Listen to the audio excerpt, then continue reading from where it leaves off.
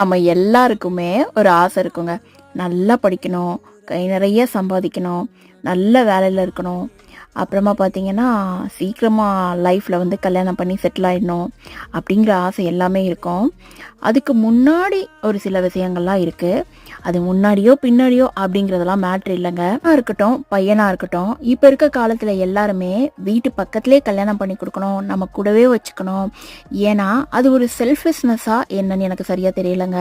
ஏன்னா அவங்க வந்துட்டு அவங்க கூடவே இருப்பாங்க, கடைசி காலம் வரைக்கும் என்னை பார்த்துப்பாங்க அப்படின்னும் சொல்கிறாங்க. பட் அது வந்து எந்த அளவுக்கு பொருந்தும்னு எனக்கு தெரியல. சிலர்லாம் இருக்காங்கங்க, கல்யாணம் பண்ணி கொடுத்துட்டா எல்லா வேலையுமே முடிஞ்சிருச்சு. பேரண்ட்ஸோட மைண்டு, ஏன் ஈவன் நானாவே இருந்தாலுமே என் பசங்க எதையுமே ஃபேஸ் பண்ணக்கூடாது, எல்லாமே நானே பார்த்துக்கணும் அப்படின்னு தான் நினைப்போம். பட் அதுதாங்க பேரண்ட்ஸோட தப்பான டிசிஷனே நினைக்கிறேன். அவங்களோட லைஃபை எக்ஸ்ப்ளோர் பண்ண விடணும். அவங்களுக்கு நம்ம எப்பவுமே ஹெல்ப்பாக இருக்கணுமே தவிர அவங்களோட ரிமோட்டாக இருக்கக்கூடாது.